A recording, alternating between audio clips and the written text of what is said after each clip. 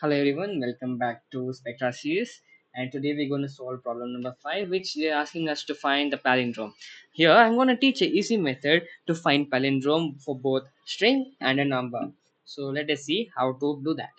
First, let it be whatever it is. So let me get as input, enter a palindrome, enter a palindrome. And to check that, we're going to use if a equal to a is to minus 1. So what is this? So here, before here what happens is this is the start, this is the end, and this is the step. So when we're putting minus 1, it comes in the reverse order. Print, it's a palindrome. Let's see how this works. Now let's see race car, right? So it is a palindrome. Now let us try the same thing for a number. So let me say 1, 2, 3, 2, 1.